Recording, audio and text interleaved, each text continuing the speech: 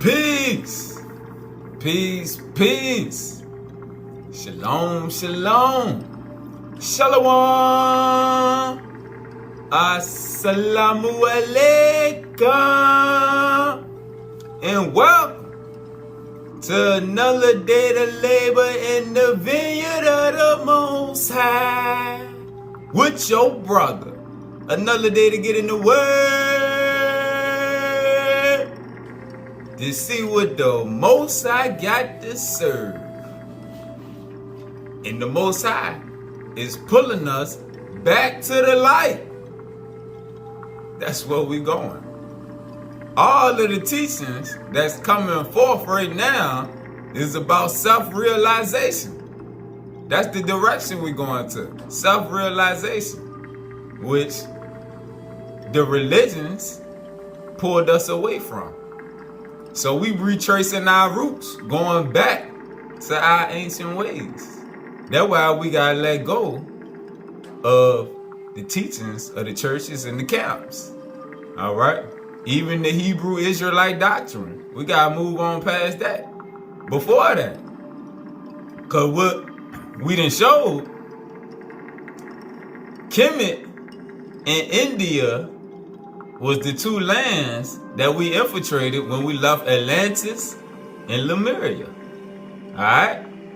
So that's where our greatest teachings came from. Then you had these people that combined the teachings and made the people in those areas that made those teachings pagans and heathens to get us away from that truth. Because in both of those areas, the teachings was on self-realization, becoming one with the light. Alright? Pay attention. Just look and study. In India, they got all type of temples and all type of things over there dedicated to the spirit. And that proved the truth of their scriptures. Alright, and who they were, and what they were doing, and what they was capable of. Kemet, Egypt, they had the same thing. They had mystery schools dedicated to self-realization, coming back into the light. All type of temples, everything. Even Mesopotamia, they had temples and all those things too. But when it came to Palestine and Israel, it was just belief. Alright? Alright, so we're moving from belief back to self-realization. We don't want to just believe no more. We want to see it and prove it. Alright? And that's what we're doing through these lessons right here. Some people think it's just, oh no, that stuff ain't real. That's just stories and all that. No. Each lesson is a build upon the previous one. And this ain't my doing. It was given to me to do it this way. It's a build. This is how you build your mind, your spirit, your temple. Alright? We coming out of just that whole Israelites phase. We gotta go past that. It's on to the next step. And the spirit then sent me other guys in the flesh. I got older brothers that we reach out to me that didn't experience this self-realization. And they help keep me focused and keep me moving in the direction because their spirit is aligned with mine. Our spirits see the same thing. And their guides tell them the same thing that mine tell me. This is the direction that we are to move in right now. Alright? Ain't no more time to just be stuck on them petty teachings that Ish and the Gentiles then gave us. Like we sing, their goal is to keep us trapped on that 666 vibration. Alright? Some of us then elevated to the 999 where we can hear the spirit and work with the spirit and know what the spirit tell us to do. Our goal is to keep going past that to the 12-12-12 vibration. So that's where consciousness transportation takes place.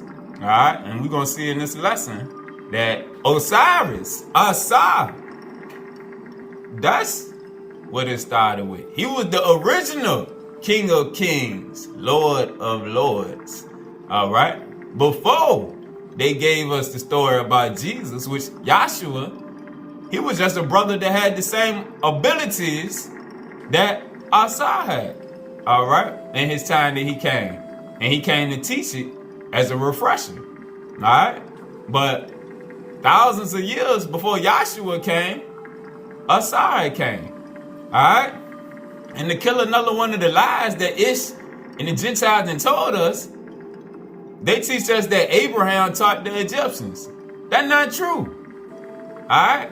That's just not true. That's something else that they didn't taught us to keep us trapped in the vibration to where we follow Abraham. We ain't getting to the point of self-realization, but so far, all right? But the ones that taught in Kemet, Osiris, everything was dedicated to him. And then Thoth, in the book of Thoth, it told you that when they left Atlantis, when Atlantis sunk, they came and restarted in Egypt. And Osiris, Ausar, and Thoth, Tahuti, they're the highest two in the whole Kemetic pantheon. Tahuti, Thoth, is the god of wisdom, and Osiris was the image of the Father on earth. It was the King of Kings. Osiris was the teacher, and Thoth was the teachers in Kemet, not Abraham. All right?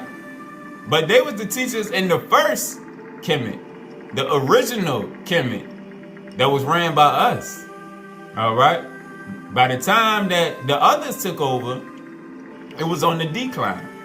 All right? Same thing that happened in India with the Nagas that came from Lemuria. All right? We was running things at first. And then, as we started to fall down and get trapped in our carnal ways and into our foolishness, everything that started falling down. And the Most High handed it over to the Gentiles, mankind, to start running it. And it was their time, and it just went on and on, farther down to where we at now. All right? But let's eat. Enough talking. Let's eat. Spiritual warriors, our healers. Mfudishi. All right? Spiritual warriors, our healers. Ausar,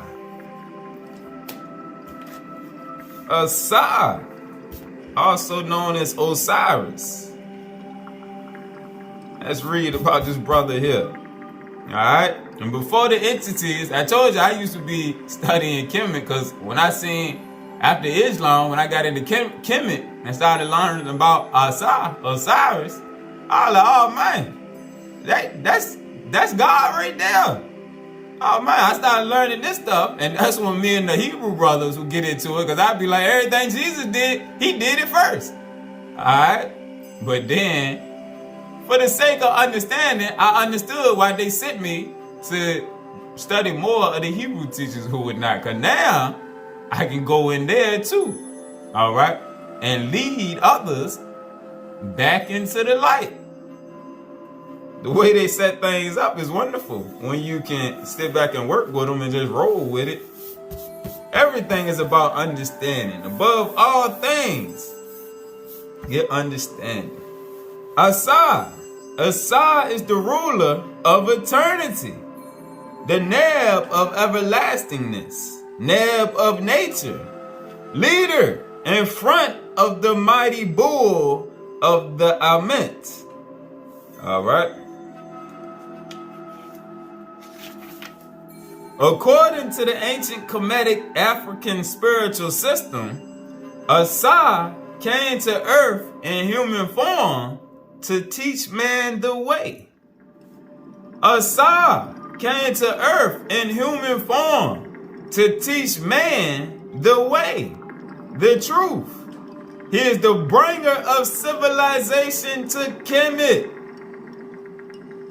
He is the bringer of civilization to Kemet. Ausar is the principle of perpetual renewal of our earthly lives. He was called the Great Black, even though sometimes he is depicted green in the underworld of the Duai. Sometimes it's spelled with a T, Tuai. Remember, black and green are the colors of the essence of life in the mineral, plant, and animal systems of life on earth. The worship of Ausar as an African deity is one of the earliest in the Happy Valley. Ausar maintained the position as the judge in the Duat, Neb of justice, judge of new life, the son of the Neteru Geb and Nut, the brother of the Neteru Aset, Sesh, Nebhet, and Haru from the old period before 4240 BC to 30 BC when the Romans conquered Kemet. From the old period, or the time of the pyramid text, to the Roman period, the Osirian myth was an example of how human beings could be resurrected and live forever. Alright? So they had, over there, they had schools dedicated to Osiris, Ausar, his teachings or whatnot. Osirian, what they was called? I'll put it up on the screen. Alright, but he had schools dedicated to the teachings of coming to the light. Alright, he was the first one that did it, that's recorded of doing it. Alright, but because we know in Atlantis, thoughts say they dwelt with the children of light, and Osiris was the Atlantean king also. He was from over there with Tahuti, with Thoth. We seen that in the lesson we did on Tahuti, which it was in the Children of Mu. The book The Children of Mu, it talk about Osiris came from Atlantis with Thoth when Atlantis sunk. And they both came over to Egypt and restarted civilization there. Alright. The Kemetu believe that if you lived a life based on Mayat, like Ausar, and Mayat represents truth, balance, justice, and order. Those were her principles. If you live a life based on Ma'at like Ausar, you will also be victorious in death and be resurrected by Ausar.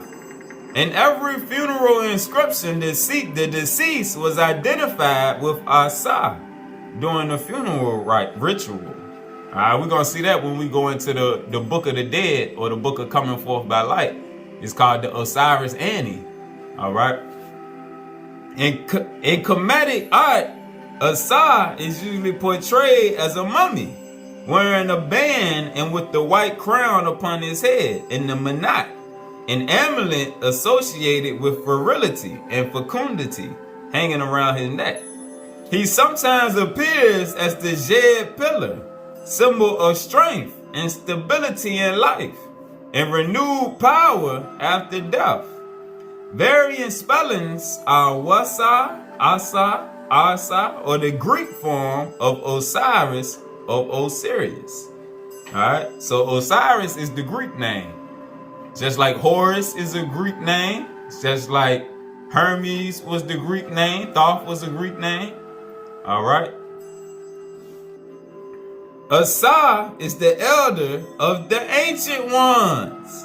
Ausar is the elder of the ancient ones, who establishes the principles of Mayat on the two banks of the river. The son who is placed upon the seat, the throne, who his father Geb praises, and who his mother Nut loves, from ancient Kemet, the old period. Alright. Ausar, that was the man right there. Let's go into the keys. The keys. The book of knowledge. The keys of Enoch. Enoch, who was called Thoth in Kemet, who they considered to be the god of wisdom.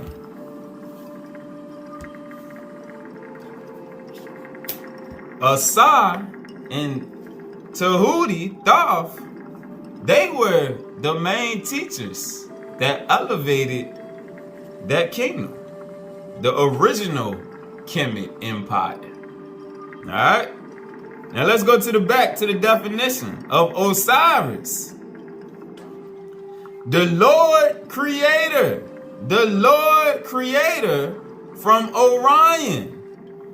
Remember, Orion. Remember I told y'all Men in Black. Will Smith was telling the dog when he had the little things around his neck, the marbles. He was like, the key to the universe resides on Orion's belt. And then remember we did lessons on the Pleiades and Orion and how it connects to us down here. All right, Orion, the head programming center. All right, as above, so below. The luminaries down here in the flesh are connected to the luminaries in the heavens. All right, that's why the journey we on now is back to self-realization. That's why we got to come out of the teachings of the Gentiles and Ish. We got to let them have that. We got to grow back to the light. We going back to self-realization, oneness with self. All right, knowledge of self is knowledge of God. The Lord Creator from Orion that was responsible for one of the programming attempts by the brotherhoods to raise the consciousness of the root races by showing the model of death and resurrection. Alright? This was way before Jesus or Yahshua. Alright?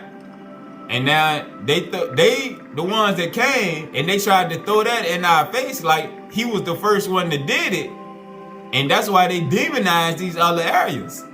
They didn't want you looking there to see that it was Nagas in India that had this ability.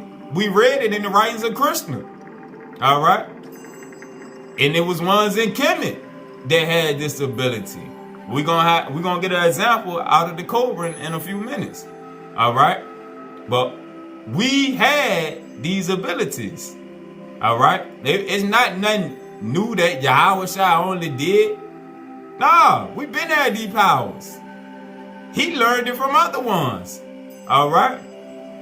But it say right here, Osiris was one of the programming attempts. Krishna was a programming attempt. Yahshua was a programming attempt. All right? All of them was sent on the same mission to teach and elevate our consciousness so we could reach a level of self-realization where we really knew who we was and understood the meaning of the scriptures when it say ye are gods. All right? Is it not written in your law that ye are gods? Like we seen in the last lesson. All right? Enoch considers Osiris as Osiasa, a twin deity of the mid-heavens, subservient to the Father Creator. All right? Now, let's go to page 67, starting at verse 62. Therefore, man is given the responsibility to destroy himself in the darkness, which is ignorance, or to accept the higher law of light, the Torah or, which is the scriptures of light. Man who accepts the higher law of light will go on into the many orders of the hierarchies. Speaking on the hierarchies in the spiritual realm. All right? You see, start to see how the different lessons that we've been doing recently connecting. All right? You got to know who you is for you to be able to elevate. Remember the last lesson when we talked about the son got to put on the name of the Father. All right? Those were some of the secret teachings of Yahshua. All right? The son got to put on the name. You got to put on that garb of light. All right? You got to know, not believe. We moving on past believing. You move from belief to knowing. Now we going into the phase of knowing. Self-realization is the process of knowing. That's why just hearing all this information and not applying it it ain't benefiting your spirit, man. But the ones who is meant for to go farther, as you learn this information, your spirit gonna start tugging on you. All out of nowhere, it's just gonna start reminiscing to your mind some of the things that you've been learning. And all that is an indication that go farther with it. Put some of it in the process. You start learning about meditation, it'll bring it to the forefront of your mind sometime. This is a good time. Go ahead, try it. Go ahead, try it. Right? Even if it ain't for long.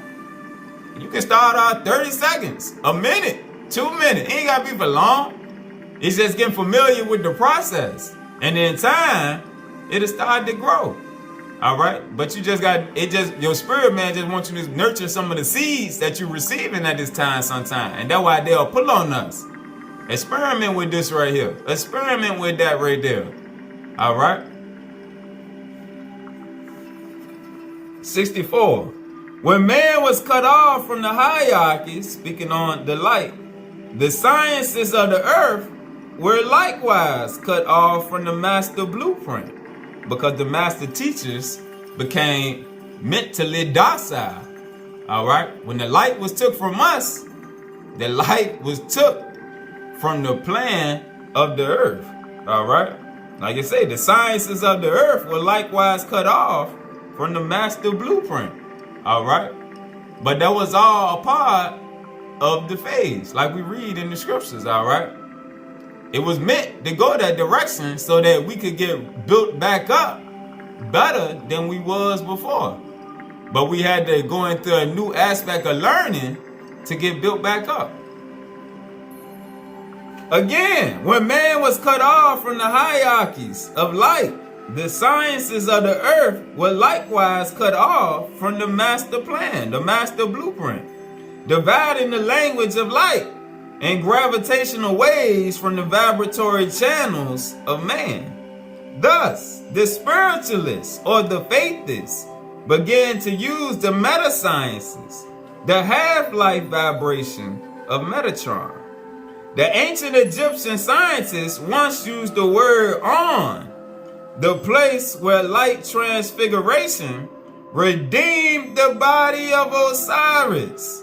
Redeemed the body of Osiris in this half-life of death and resurrection. The priesthoods who carried on the intellectual notions of light were initiated into the ancient academy of On. And that's where they had them Ausarian mystery schools. All right, learning the mysteries of Ausar, which they didn't give to everybody because everybody wasn't capable or worthy of grasping them. All right, and this is the sciences that's being given back to us at this time. Self-realization. That's what it was all about. 66. This initiation continues through the teachings of Enoch and through the teachings of the prophet Joseph, where the light of the heavenly hierarchy, has come to work through On, economically as the church of Moroni. All right? And this not speaking about the Latter-day Saint church. All right? Because people take this out of context. Nah, Joseph was sent to elevate us back from the Christian doctrine to a higher level of teaching. All right?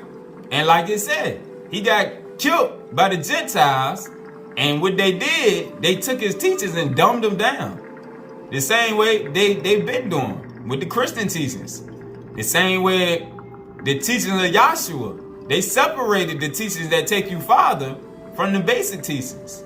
That's the same thing that the Latter-day Saints did.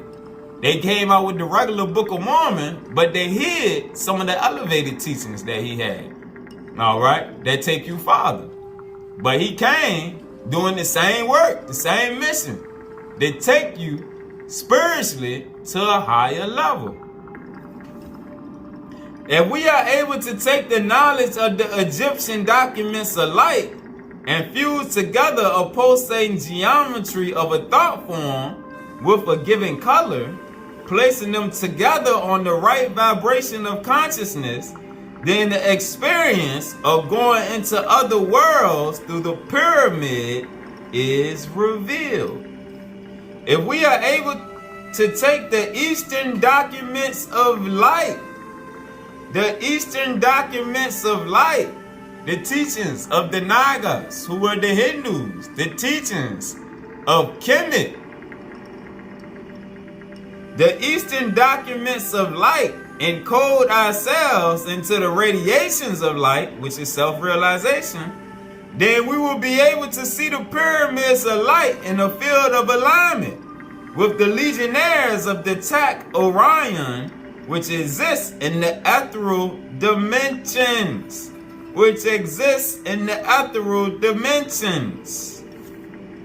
All right?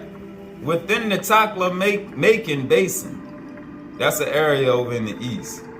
All the documents of light, all of the scriptures of light, which is the Torah Or, are keys to the grids of the earth, which will be opened so we can ascend to the higher worlds.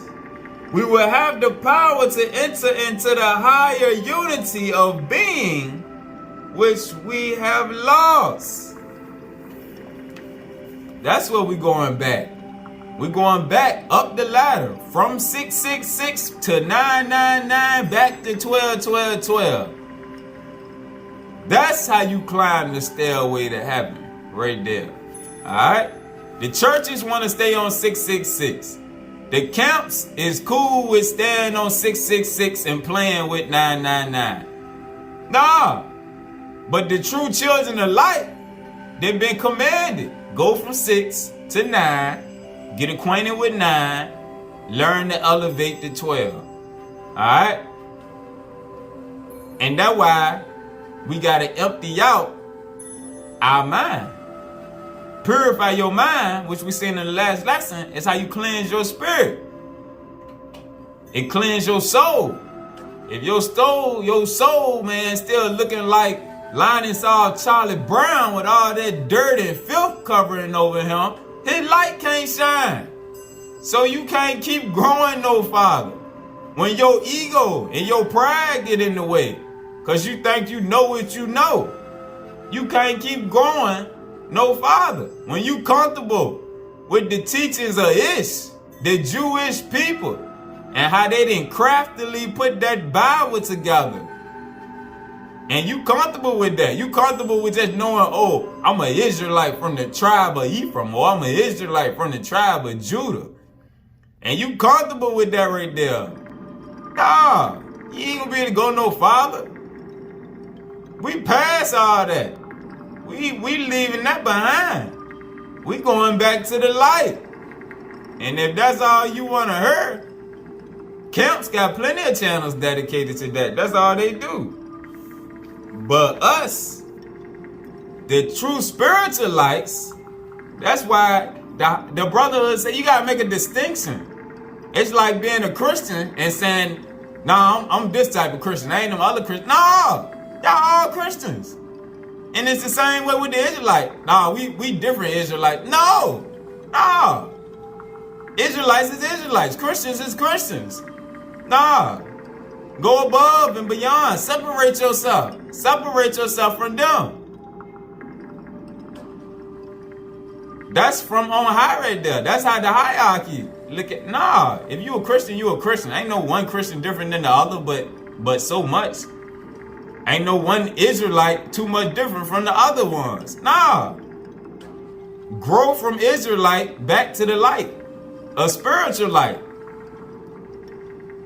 Let Ish have his doctrine that he done put together. Give it back to him. Nah, they can have that.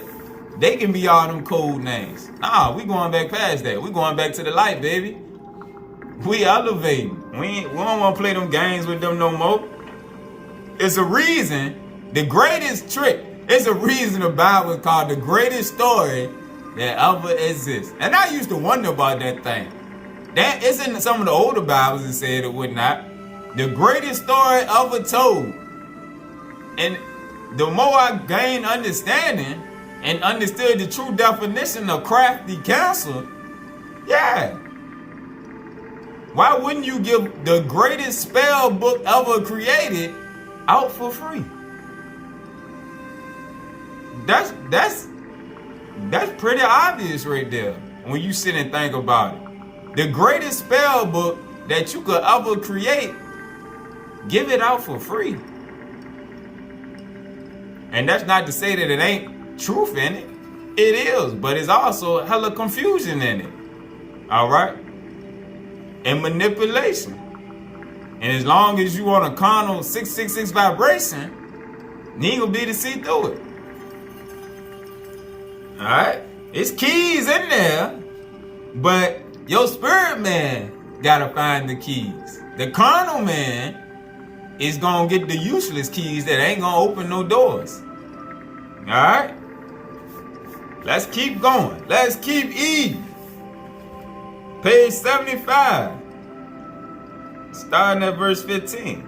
Orion must be understood as giving forth the positive sword of light to cut through the magnetic fields of biological limitation. That's the 666. Remember we read? That vibration produces biological limitation. So what it's saying right here? Orion must be understood as giving forth the positive sword of light to cut through the magnetic fields of biological limitation. We must understand the laws of light from Orion has given us this consciousness model of the solar sphinx to rise to a newborn creation. To rise to a newborn creation. Beyond the negative energy of the immediate magnetic fields. Man must understand why the ancients regarded Orion, the region Imsk, as the princely region among the stars. The key to the universe resides on Orion's belt. Oh, the Gentiles put it all in the movies. They put all the truth in the movies. And that's how they get back to us. But if your spirit man ain't unlocked yet or been open and you ain't been feeding him, it's just entertainment to him. Somebody on the 666 vibration can watch Men in Black and see one thing. Somebody on the 9 and 12 vibration will see something completely different. And the 6 is going to clown the 9 and 12 and tell them that they're making conspiracy theories. But that's because the spirit not talking to the 6. But the 9 and 12, the spirit showing them, this your truth right here. Alright? They put it right in front of your face. But the unprogrammed mind, the unlearned mind, or the closed spirit, can't see it. As it is said in the pyramid text, Orion, the father of the gods, has given a certificate of life creation as a greater power. The pyramid text also speaks of the builders of the pyramid, the 9, who programmed in the direction of Orion, and your name of dweller in Orion, with the season in the sky and a season on earth. O Osiris, turn your face and look on this king, for your seed, which issue from you, is effective. This is why he was the big dog in Kemet. Alright? He was the teacher, not Abraham. Let Ish have that right there. Abraham wanted to teach it to the Egyptians? Nah, that's a fable. That's a myth. Alright? That's just something they created to take us away from looking back at our ancient forefathers, looking at Ausar and Thoth. Alright? They want you trapped in their realm, their matrix that they didn't create. Nah, we cutting through the crafty counsel, stepping on their neck. Nah. O Osiris, turn your face and look on this king, for your seed, which issue from you, is effective. In another text give forth the sacred message, the sky conceived thee together with Orion. The dawn bears thee together with Orion. Live the one who lives at the order of the gods, and so wilt thou live. These three fragments from the ancient Egyptian scriptures alike show the direct relationship between the pyramid and Orion through the body of death and resurrection of the ascended master Osiris. The ascended master Osiris. Oh, let's keep eating. Let's go to the Book of the Dead, or the Book of Coming Forth by Day, the Pert Haru. I got the old one here.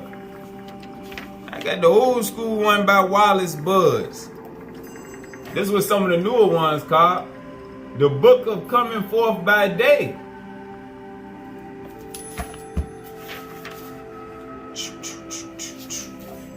Gentiles say it's the Book of the Dead because they on that sixth vibration. They don't realize that these texts was spiritual. We had writings telling us about the afterlife when it's time to descend up out the flesh. Alright? I'm going to start in this section here called The Legend of Osiris. The story of Ausar is nowhere found in a connected form in Egyptian literature, but everywhere and in texts of all periods. The life, suffering, death, and resurrection of Osiris are accepted as fact, accepted as facts, accepted as facts, universally admitted. Not just in Kemet, this area, that area, universally admitted. Greek writers have preserved in their works traditions concerning this god. Osiris was the god through whose suffering and death the Egyptian, the Kemetiu, hoped that their body might rise again in some transformed or glorified shape. And to him who had conquered death and had become the king of the other world, the Egyptian appealed in prayer for eternal life through his victory and power. In every, hold on, we want to read that. In every funeral inscription known to us, from the pyramid text down to the roughly written prayers upon coffins of the Roman period, what is done for Osiris is done also for the deceased. The state and condition of Osiris are the state and condition of the deceased. In a word, the deceased is identified with Osiris. If Osiris lives forever, the deceased will live forever. If Osiris dies, then will the deceased perish. Alright, so we're going to see as we go through and we go into some of the texts. I ain't going to read many, but some of the texts in here, it speak on the Osiris Ani, which is the spirit getting guided through as it's going to get judged. Alright, we'll see in a second. Later, in the 18th or early in the 19th dynasty, we find Osiris called the King of Eternity. Alright? The Lord of Everlastingness, who traversed millions of years in the duration of his life. The firstborn son of the womb of Nut, begotten of Seb or Geb. The Prince of gods and men. The God of gods, the King of kings, the Lord of lords, the Prince of princes, the Governor of the world, from the womb of Nut, whose existence is for everlasting. Unafer, that's one of his names. One of the names is Unafer. Unafer, of many forms and of many attributes. Tamu and Anu, the Lord of Akert, the only one, the Lord of the land, on each side of the celestial Nile. Meaning on this side and the other side that we all destined to go to. Alright? So way before Yahshua or Jesus was the King of Kings, Lord of Lords, Ausar. Next is a section called the Gods of the Book of the Dead, and we are on the Ausar. The Egyptians asserted that he was the father of the gods who had given him birth, and as he was the God both of yesterday and of today, he became a type of eternal existence and the symbol of immortality. As such, he usurped not only the attributes of Ra, but those of every other god. And at length, he was both the God of the dead and the God of the living. Pause. I'm going to go back into the spiritual warriors, our healers, and I'm going to show you the attributes of Ra. Because Ra is another head deity in Kemet that you're going to keep running across his name. Alright? And usually when you heard people talking about the sun, they called the sun Ra, because that was one of his symbols. Alright, it was the sun. Alright, now let's look at it. Ra is a nature, or what the white folks and taught us is a god, of light and victory, of protection, and of immeasurable power. He is the seen force of the universe, manifested by the sun. And the symbol of the sun is used to describe energy or power. Ra is the energy that allows light to shine. All the Nestu, or the Netaru of Kemet in the old period, believed themselves to be the sons of Ra. In ancient Kemet, the Kemetiu saw themselves as the children of the sun. In ancient Kemet, the Kemetic people saw themselves as the children of the sun, or children of the light.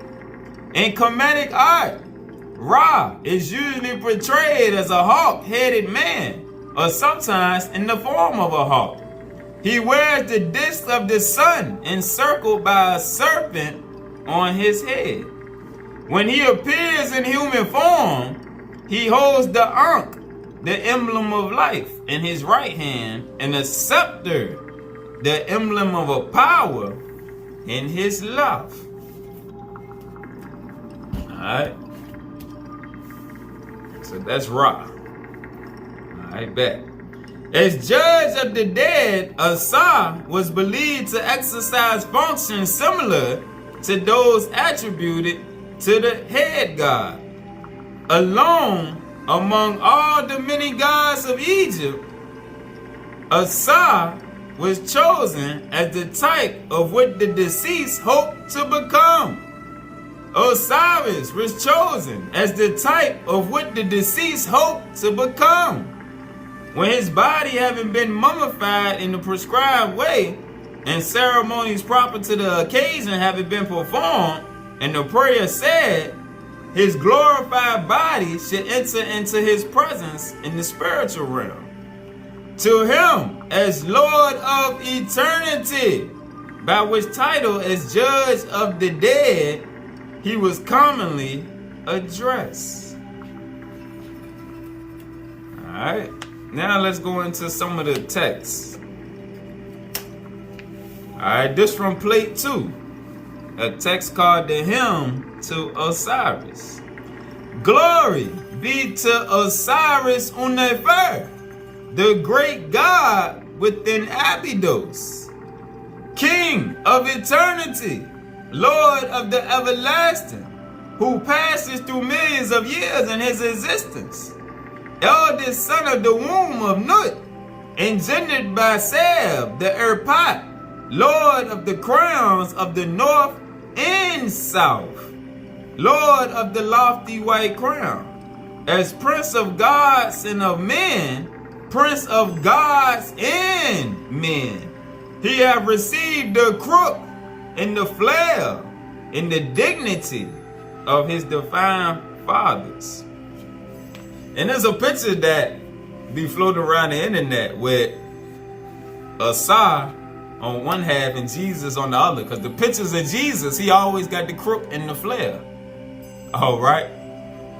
And Osiris had all of those things first, before the Gentiles and Ish started putting out the pictures with white Jesus with the crook and the flail.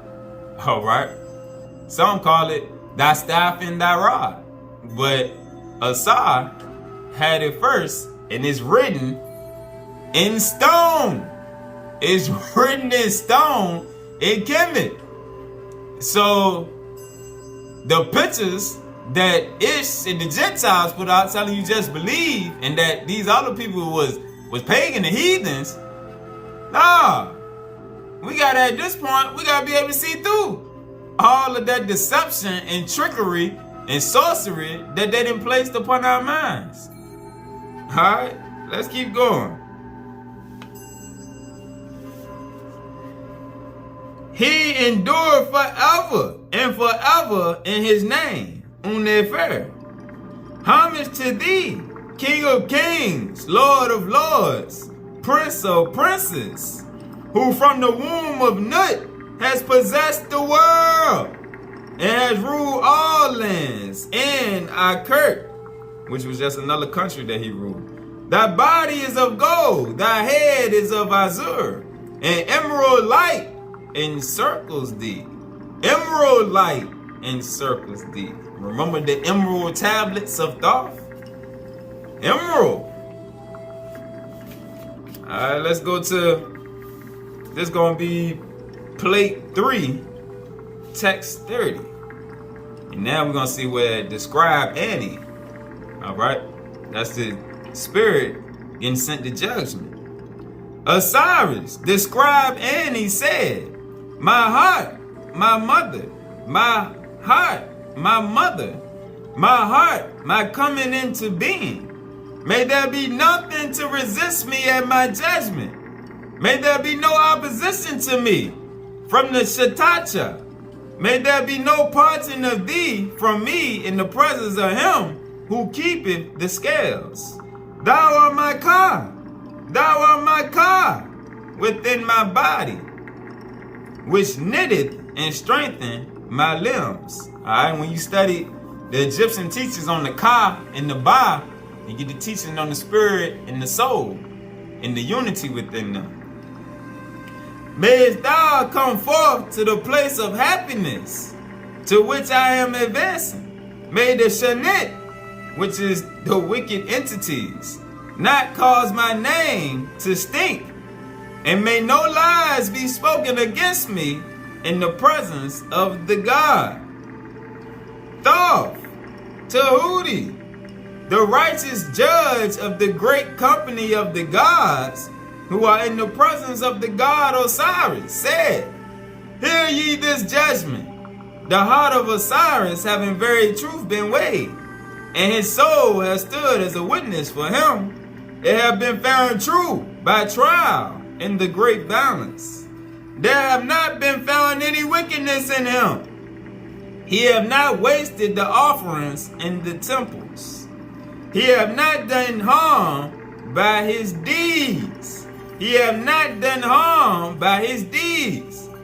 And he uttered no evil reports while he was upon the earth. The great company of the gods replied to Thoth dwelling in Kamenu, that which cometh forth from thy mouth have been ordained. Osiris described Annie, triumphant, is holy and righteous. He have not sinned, neither have he done evil against us. Let it not be given to the devourer, Amamet, to prevail over him. Alright, and what we're going to see is, if your heart was not found to be pure and righteous, your heart was given over to the devourer, to the beast. And we see right here a picture of the scales. All right, we got the Osiris Ani on the left side. He getting weighed. All right, and they weighing your heart against the feather of truth, Mayat. And you see a picture of Ausar sitting on the throne with the crook and the flail, ready to cast judgment. All right.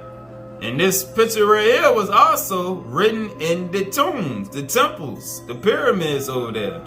So all this is written in stone over there.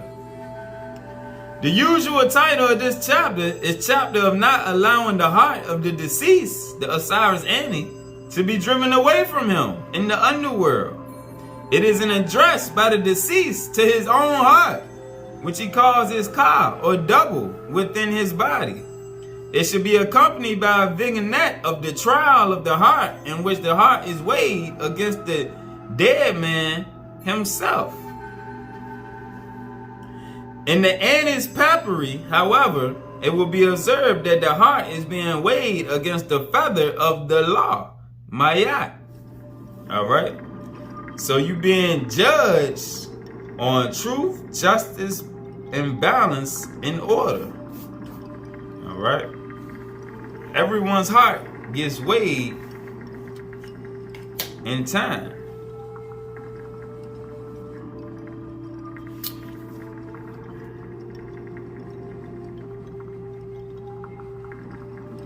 And this is plate 13. Alright. Hail Thoth, who made Osiris victorious over his enemies. And remember, Thoth was considered to be the god of wisdom. Hail Thoth, who made Osiris victorious over his enemies. Make thou Osiris describe Ani. Alright, speaking on the dead person and judge. Make thou the dead to be judged, to be victorious over his enemies, as thou did make Osiris, Ausar, victorious over his enemies. In the presence of the godlike rulers who are with Ra, and Ausar, and Anu. On the night of the things for the night, and on the night of battle, and on the shackling of the fiends, and on the day of the destruction of Nebuchadnezzar. So all of us knew that we were getting judged and our heart was getting weighed on the scales when it was time for us to leave.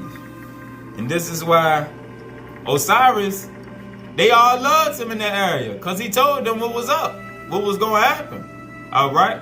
And this was before wickedness got to abounding all throughout the land, as we gonna see too. All right? This was when Kemet was in his prime. This is when Egypt was righteously ruling the world before the fall. All right? Because once Ausar left, as we know, when the righteous ruler leaves, ego, pride, the inner nigga started to come out and things go on the decline. All right? The chapter of the heart not being carried away in the underworld. To what? He said, my heart is with me, and it should never come to pass that it should be carried away. I am the Lord of hearts, the slayer of the heart. I live in right and in truth, and I have my being therein. I am Haru, a pure heart within a pure body. I live by my word, and my heart does live. Let not my heart be taken away. Let it not be wounded, and may no wounds or gnashes be dealt upon me, because it have been taken away from me. May I exist in the body of my father Gad, and in the body of my mother Nut. I had not done evil against the gods. I had not sinned with boasting. And Gad was the nature of the earth. Nut was the nature of the sky. Alright, next. The chapter of not letting the heart of a man be driven away from him in the underworld. He said, my heart, my mother, my heart, my mother, my heart of my life upon earth, may not rise up against me in judgment in the presence of the Lord of the trial.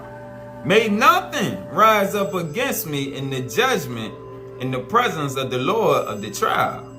Let it not be said concerning me and of that which I have done, he hath done deeds against that which is right and true. Again, let it not be said concerning me and of that which I have done, that he hath done deeds against that which is right and true. May nothing be against me in the presence of the great God, the Lord of Amenta. Homage to thee, O my heart. Homage to thee, O my heart. Homage to you, O my reins. Homage to you, O ye gods who rule over the divine clouds, and who are exalted by reason of your scepters. Speak ye comfortably unto Ra, and make me to prosper before Nehabekah. And behold him, even though he be joined to the earth in the innermost parts thereof, though he be laid upon it, he is not dead in Amenta, but is a glorified being. But is a glorified being therein.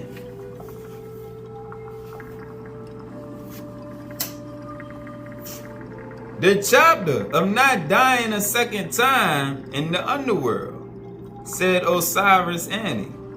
My place of hiding is open. My place of hiding is revealed. Light have shone in the darkness. The eye of Haru had ordered my coming into being. Remember the lesson we did on the eye of Horus?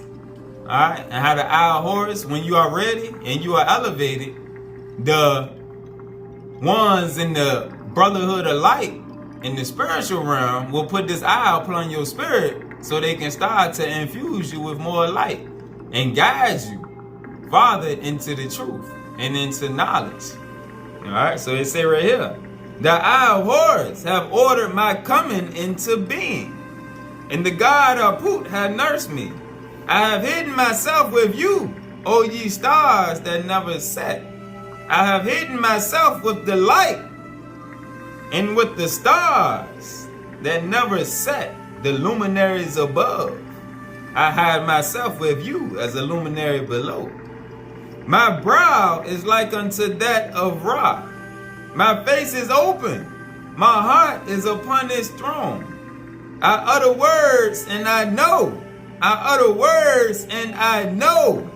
In very truth, I am Ra himself.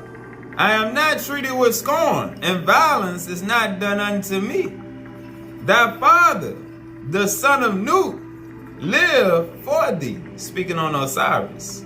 I am thy firstborn, and I see thy mysteries. I am crowned like unto the king of the gods, and I shall not die a second time in the underworld.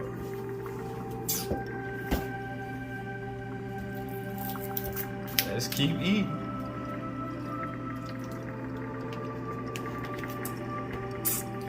Now, let's get a first-hand account of a brother that went through the process.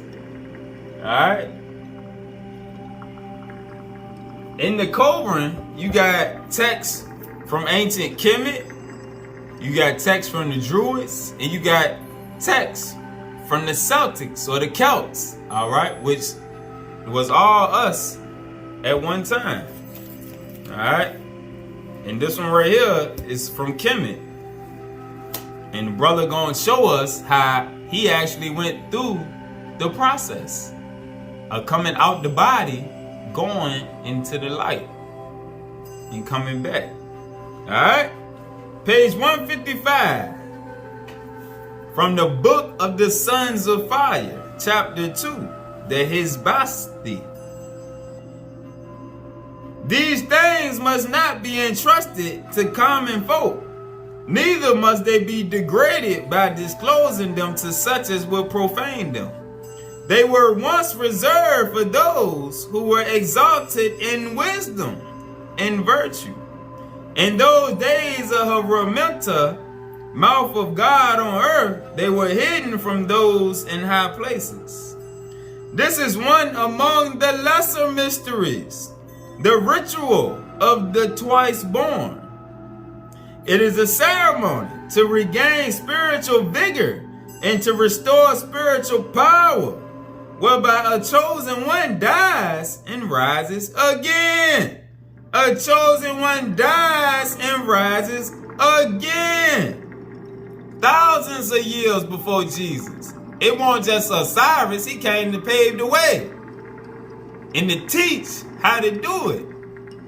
And through the mysteries that he left and that they set up schools around, others was initiated into this and learned these abilities too. It is not for the spiritually weak or for the faint-hearted. Not all survive to walk again upon the friendly ground of the earth. Only the older men who had completed the 3 cycles of 7 years were accepted. They had to be men with wisdom and courage, with the strength and fortitude to survive. Other essentials were absolute purity and complete self-discipline. Alright? Sisters, don't think because you keep saying the word men that y'all ain't had these same abilities. It wasn't exclusive to us. A.C. Swami used to teach his disciples, his followers, in the eyes of the great, ain't no difference between the male and the female. You just been sent to play different roles. But your abilities in the spirit are one and the same. Gods and goddesses. Only those possessing all these qualities could cross the border in consciousness in return. To be deficient in any essential quality meant death, meaning don't try to cross over if you're not righteous.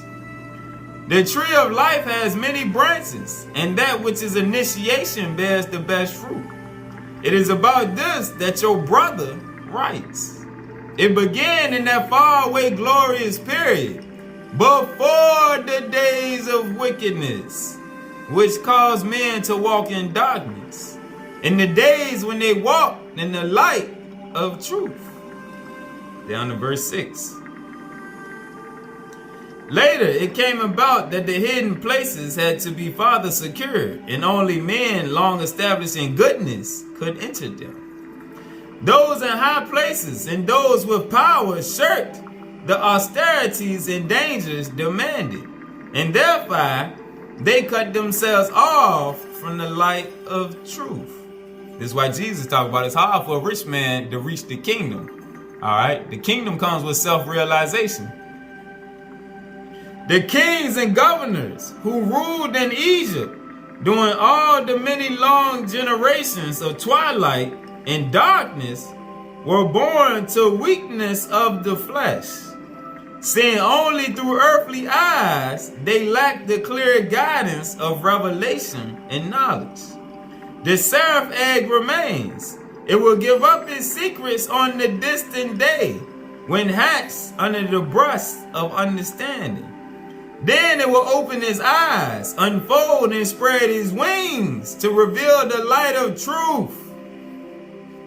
And now we are in that distant day. We in that time frame where everything is coming back to us. Verse 9. Though previously the shrines of the twice born had been concealed in the smaller temples when Ramses built the great temple of Ramen, it contained within itself both temple and shrine of the all-highest God.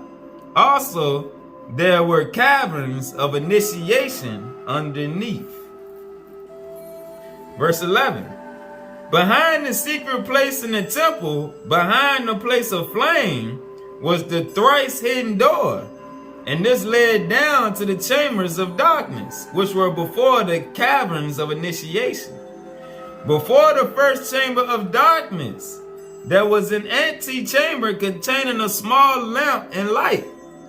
Cut on the walls were representations of life and spirit. The candidate had studied with the priests of the upper temple for 7 years and been observed by one of the twice born for 7 years. Now here in the antechamber he became an anointed one. The anointed one went into the first chamber of darkness for testing by one of the twice born of a lesser order. Here it was discovered whether he truly desired the great illumination, or whether he had all earthly desires and ambitions under control. Here he was warned of the dangers he would have to face and was tested for courage and fortitude. Before him now, there was only one choice. Once he reached that point, it was victory or death. This was the chamber of the red light. Now the candidate and he who attended upon him stood before the door. And the priest said to the one who stood there, having realized by his own preparation that the external is unreal, and having eliminated earthly desires and substituted spiritual ones, he who aspires stands ready. He has tamed the wild steed of his body, so that it is completely under his command.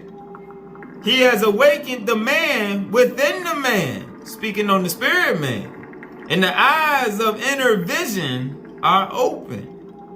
He has made the irrevocable decision and is one ready to go forward. The anointed one was admitted into the second chamber of darkness, and here he was uncovered and placed within a bath of cold water, where he remained for a period determined by the burning of a lamp. This was the chamber of the purple light. From here, the anointed one passed into a small chamber, which was the entrance to the caverns of initiation. He now stood before the portal of Resta and recited the prayer before the portal. O unnameable God, O unnameable Creator, give me a burden of suffering to bear, and place about my shoulders the yoke of tribulation. O Creator, fill the empty spaces of my spirit with pain. Oh, grant me such fortitude that even under an almost unendurable load of distress, I may be willing to lighten the burden and suffering of another. Even as I stand prepared for the awaiting test, I ask that should I be returned to the light of the earth, I be granted a share in the afflictions of others. For I need the strength given by suffering and sorrow, and will welcome them for the benefits they bestow. Then one who stood in this place gave the anointed one water to drink, and said this prayer, O unnameable God, hear the prayer of the anointed one. Strengthen him with such courage and fortitude that he would not fail in his hour of awful trial, but shall pass beyond the place of terror through the portal of death, and so may shine with the protecting radiance, and therefore return unharmed in spirit and body. The anointed one entered the first cavern of initiation, and was tested there in such manner that no ordinary mortal could endure it. After 3 days, he came out saying to one who stood there, O acceptable suffering, what has been decreed is indeed best. After passing through the first 2 caverns of initiation, the candidate became an enwrapped one. And in the last small cavern of the Lord of the twice born, released his spirit. The enwrapped one was then placed within the womb of rebirth, and there, within the tomb of stone, he was left 7 days. Here came complete liberation of the spirit. You starting to be able to see where they got some of the story about Yahshua after 3 days and being behind the stone. Here came complete liberation of the spirit. It floated out through the confining stone and went as it will. No words of men, however learned, can ever describe this experience. No words of men, however learned, can ever describe this experience. The spirit of the enwrapped one returned to the body at the behest of the Lord of the twice born. And he who has survived became a twice born one. This is what is speaking on that 12-12-12 vibration. Consciousness transportation. He was able to come out of the flesh. All right. Send his consciousness out of the flesh and return. When led forth in the place of glorification, his face shines with an inner beauty indescribable. From that day onward, his conduct and attitudes are changed, and he is at peace with all men and with himself. He needs nothing from earthly life and seeks nothing. He accepts and enjoys whatever life offers, for he has learned the answer to the riddle of life and solved the secret of the ages. Your brother was one who underwent the initiation of the twice born, and he has drawn the curtain aside a little to reveal only what is permitted. It is little enough but sufficient for you to understand why, when kings and governors rose to position and power, they declined the ordeal.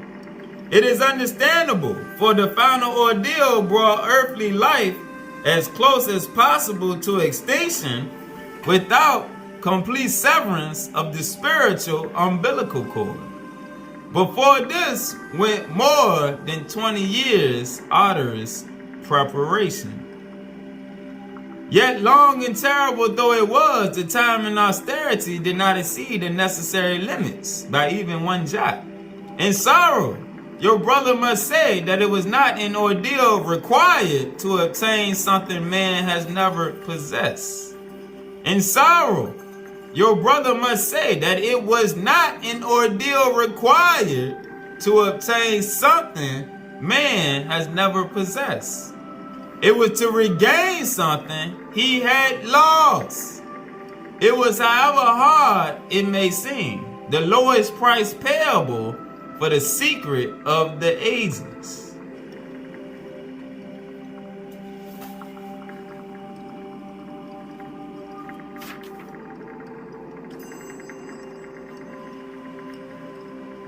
For long years, he who aspired to become one of the twice born had to practice the awakening of his spirit and bring his body under complete control. All right, that's the process of self-realization. That's the phase that the entities are moving us towards. All right.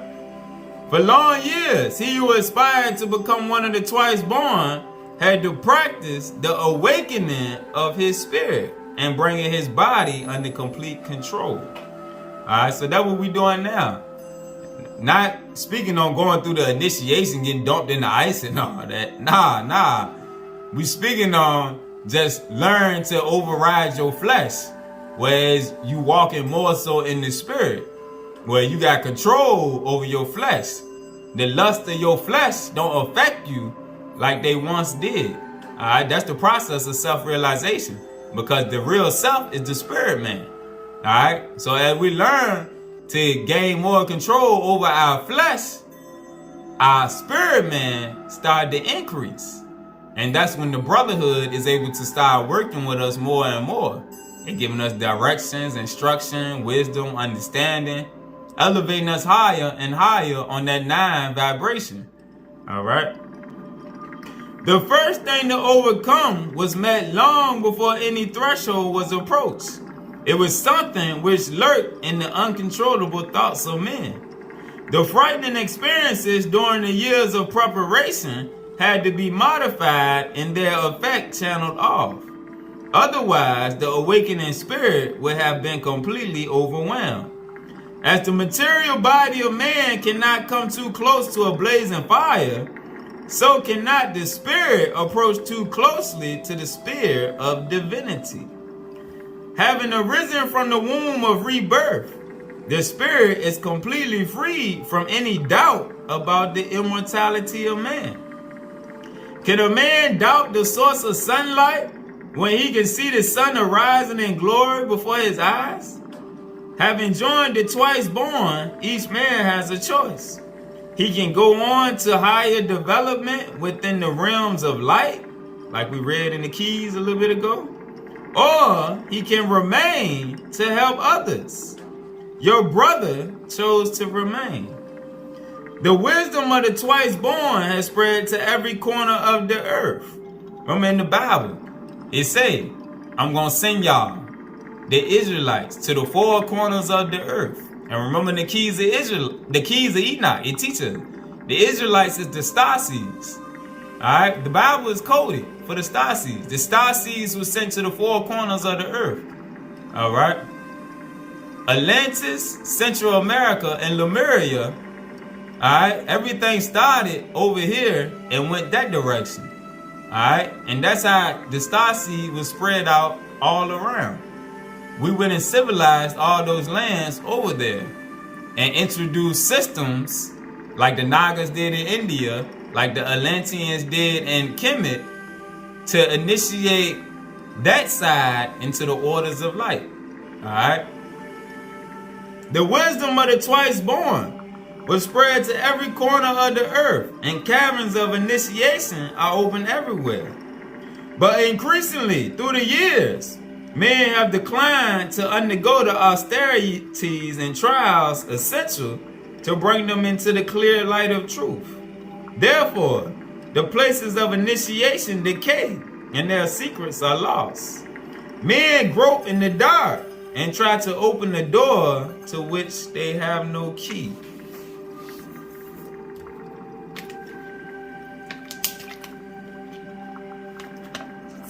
Alright? And now, it's teachers and books out here that take us into that mode. Alright?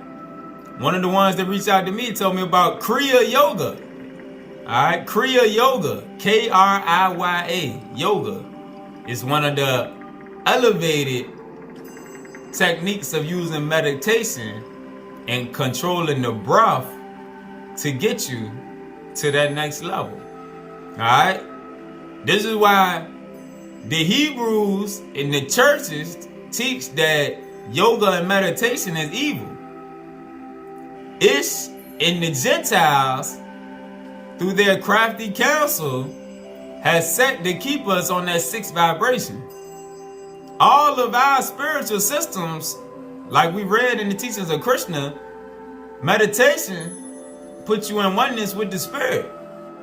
It's essential for you to be able to travel. When Jesus went off into the woods, in the wilderness, and he left his disciples and he had to clear himself. Alright? The way you clear yourself, you go off into oneness. Alright? When you go into that oneness, you go into them deep breath exercises. That's clearing your energy, clearing your vibe, clearing your mind from the things of the world. Putting you at oneness with the spirit. Alright? And as you learn and grow in those techniques and those practices, your view on worldly things start to change. As your spirit man increase, your carnal man decreases. Alright? We still got lessons we're going to have to do on the breath, breathing techniques, all that. But right now, we in the process of self-realization. This what it means. Truly, truly, I tell you, you must be born again. It's not just knowing these scriptures. It's putting them into use. Alright? Let's keep eating. Verse 27. It is an experience that no one can give to another or adequately describe to him. It is the earned reward of those who have paid the price. It is not the only reward, but throughout the life of one who is twice born, there is boundless feeling of well-being. Sickness and disease are unknown. There is an abiding love for all men, a sense of brotherhood, and over all this, the certain knowledge of the immortality of the soul and its unity with its source. The impressions received in moments of illumination are everlasting. They fill the spirit with a glorified splendor. There are flashes of inspired visions, and the future unrolls and can be read as the past. There's a form of joyous rapture experienced by those who have risen from the womb of rebirth. And when it comes, it can no more be held back than the sun can be kept in its rising. When the body of your brother lay enwrapped within the womb of rebirth, his spirit was carried out as on the wings of a seraph, and became lost in the spirit beyond understanding. He knew not which way to go or what to seek. Then, like a roll of distant thunder, there was a swelling sound, and there came an overdazzling light. It grew steadily more brilliant until your brother saw a beautiful form of divine glory arrayed in a splendor beyond all earthly bounds. The cumbersome words of earth cannot do justice to what your brother wishes to describe. It is like trying to sew a silk garment with rope, or to eat sweet meats with a spade. Words are wholly inadequate symbols. The vision of glory, which had been granted, passed away, and your brother found himself in the familiar sphere of the spirit. Once the mysterious border has been crossed, it remains open ever after and can be crossed almost at will. Alright, in one of the books of remembrance, I believe it's one of the ancient grandmothers, they talk about the ability to cross over. Alright, and that was the Gentiles trying to get their breakdown, but this is what it's referring to right here. The ability to cross over back and forth between that realm and this realm. And that's what Yahshua, through the scriptures, Yahweh, Jesus, Emmanuel, that's what he showed us. That ability to cross over back and forth. Same abilities that Krishna and the Buddha had. Alright. Once the mysterious border has been crossed, it remains open ever after and can be recrossed almost at will. You are told of these things because your brother knows that the age of the twice born draws to its close. Because of those who have devoted their lives to the discovery of truth, there is progress in the sphere of the spirit. Nothing has been lost.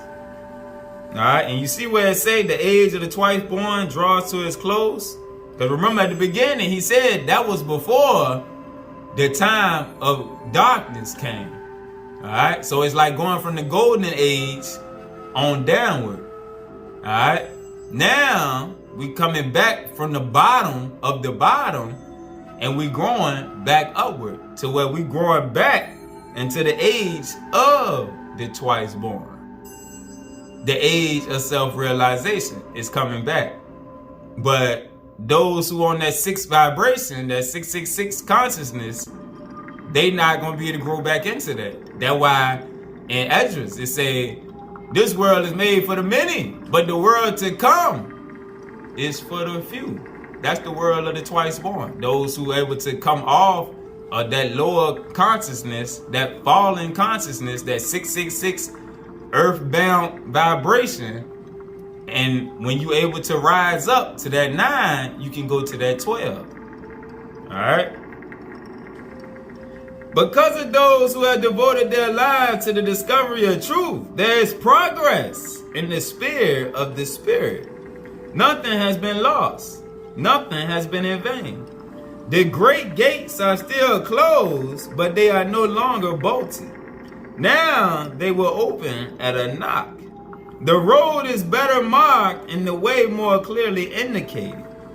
They who lit the path had departed from earth, but their service has not ended. They serve still in another place. Ausar, Krishna, Haru, the Buddha, Yahshua, they all still serving in another place. While life on earth moves forward, life in the sphere of the spirit does not stand still. We all moving and grooving to one vibration. Alright? Oneness in spirit and in flesh. But we gotta elevate. That's why you gotta renew your mind. Now, hopefully, we can see more of how the Bible is a compilation of our ancient teachings. And Ish and the Gentiles threw it all into one book under crafty counsel to manipulate us. And they work for those on the lower vibration. Alright? But the ones of us chasing the light, we coming. We coming for the kingdom of darkness to hit it with a stone cold stunner. Alright? Peace.